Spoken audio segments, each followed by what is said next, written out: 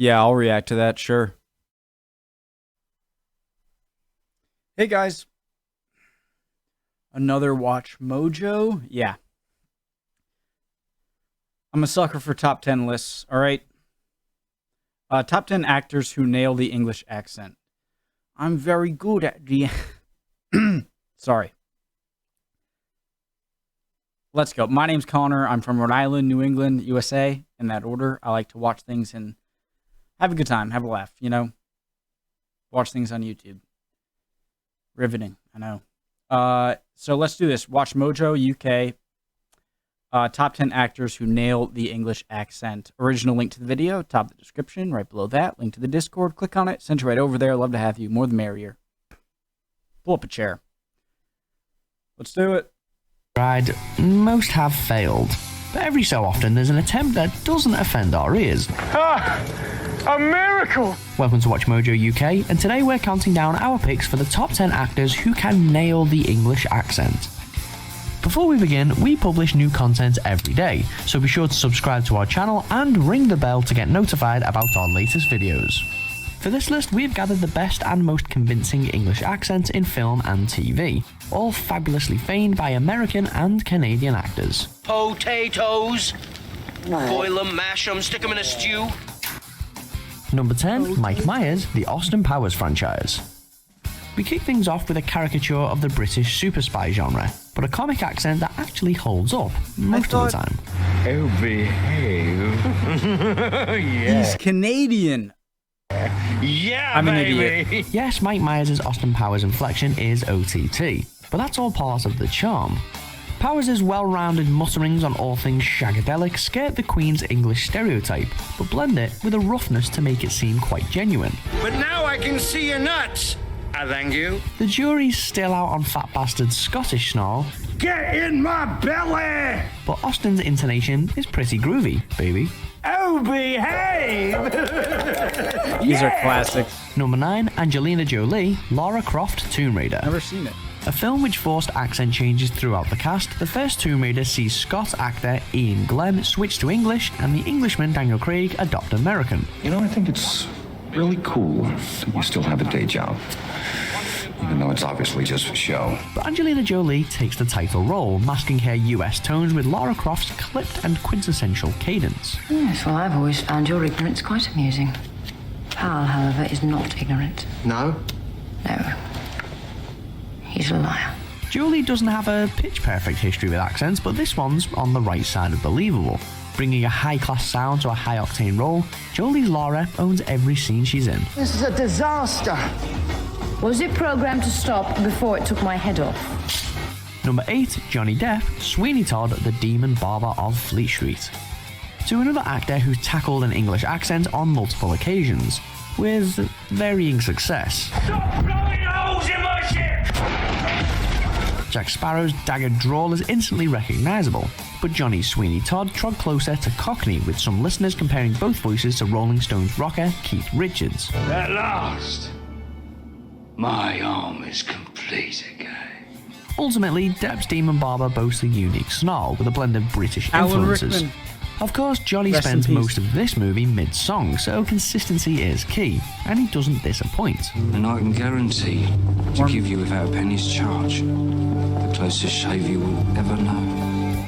Number 7, Maggie Gyllenhaal, the Honourable Woman.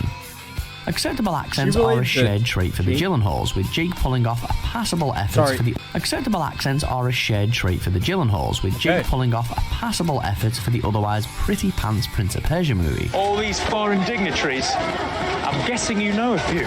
But Maggie deserves most credit for her role in the 2014 BBC series The Honourable Woman. Hello. What a day.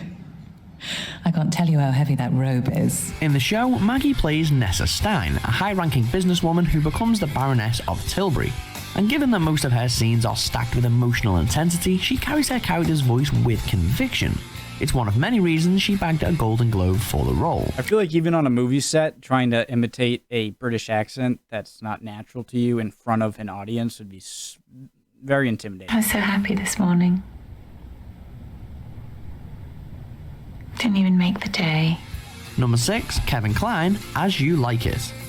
Kenneth Branagh's contemporary adaptation of this Shakespeare comedy suffered some scathing reviews, but Kevin Kline's performance proved a definite highlight. I can suck melancholy out of a song as a weasel sucks eggs. Starring as Jacques, the Missouri-born actor won a Screen Actors Guild Award for his work, thanks in large part to the effectiveness of his accent. When I did hear the motley fool thus moral on the time, my lungs began to crow like Chanticleer. There's probably no truer test of an actor's English intonation than the bard's Elizabethan best, and it's a test that Kline clearly conquers. And that's despite the original play being set in Europe, and Branagh relocating the action to Japan, for some reason. To your pleasures. I am for other than for dancing measures. Number 5, Robert Downey Jr., Sherlock Holmes.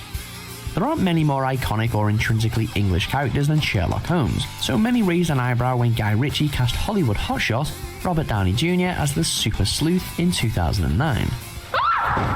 Madam, I need you to remain calm, and trust me, I'm a professional. Sure, Jude Law brings enough Englishness for two, but could Robert Downey Jr. really convince in the lead role? Yeah, he could. Downey Jr.'s Sherlock taps into Holmes' eccentricities with the wizened tones of someone always with the answers on the tip of their tongue. 8:30 the Royale. Wear a jacket. You wear a jacket. And any accent that holds up against Mark Strong's booming vocals is a winner in our eyes. I warn you, Holmes, to accept that this was beyond your control, beyond what your rational mind could comprehend. What a busy afterlife you're having. Number 4, Michael Keane, Christopher Guest and Harry Shearer. This is Spinal Tap. In the mid-80s, David St. Hubbins, Nigel Tufnell and Derek Smalls were better known as one of the most famous British rock bands on the planet, Spinal Tap. However, not only was the group set up to parody heavy metal music, but its three main members weren't even British. It's a bit of a departure from the kind of thing you normally play. Yeah, well, it's part of a trilogy, really, a musical trilogy that I'm doing in D minor. US comedians Michael McKean, Christopher Guest and Harry Shearer all pulled the wool over everyone's ears with their humble home counties Essex-esque approach, faking their accents for the entire mockumentary. It's only rock and roll, but we liked it. Thank you very much. Rock and roll! Rock and roll! Number 3, Gwyneth Paltrow, Shakespeare in Love. An actress whose early career is peppered with English roles, Gwyneth Paltrow plays the English Rose better than most, despite being born in LA. The actress scored international fame and an Oscar when she starred as Viola in Shakespeare in Love. This is not life, Will. It is a stolen season. Looking and sounding far from out of place in Merry Tudor England, her accent's all the more effective because Paltrow doesn't waver during high-tension moments. I have spoken with your father. So, my lord, I speak with him every day. A romantic comedy period drama with an American taking the lead, this film might have been a laughingstock. Instead, it was the toast of critics everywhere. Oh, happy dagger! This is thy sheath. Number 2, Renée Zellweger, The Bridget Jones Franchise. To another icon of Englishness, but another brought to the big screen by an American actress. Oh, holy Jesus. Renée Zellweger puts in a career-defining turn as Bridget Jones, whose eponymous diary fuels one of the UK's most popular rom-coms. Bridget Jones, wanton sex goddess with a very bad man between her thighs. Mum. Hi. Zellweger was taught her accents by the same voice coach as Paltrow had worked with for Viola, Barbara Berkery, and Bridget's voice now seems as much a part of her character as big pants and embarrassing fancy dress. A playful, prim and proper tone, it certainly catches the attentions of Messrs Cleaver and Darcy. Definitely an occasion for genuinely tiny knickers. Number 1, Meryl Streep, The Iron Lady. It's one thing to tackle the vocal nuances of a fictional character, quite another to recreate the pitch and range of a figure from history. One must be brave if one is to take the wheel. Meryl Streep stepped into Margaret Thatcher's shoes for The Iron Lady in 2011, receiving widespread acclaim for her portrayal of the controversial PM. I will not negotiate with criminals or thugs. The Falkland Islands belong to Britain, and I want them back. And Streep's award-winning performance includes some spot-on voice work. The celebrated US actress plays on Thatcher's polished tones as if they were her own, commanding authority whenever she speaks. It's inflection perfection on a prime ministerial level. If you take the tough decisions, Yes, people will hate you today, but they'll thank you for generations. Or forget you entirely. Do you agree with our pick? She's such a controversial figure. I need to learn more about her to know exactly why. Yeah, cool though. There's also a 10 actors who have like the worst 10 worst fake British accents in movies. I'm gonna do that as well soon. I enjoyed that. I like Watch Mojo. Some of you don't, but I'm gonna do it anyway. All right. See you next time.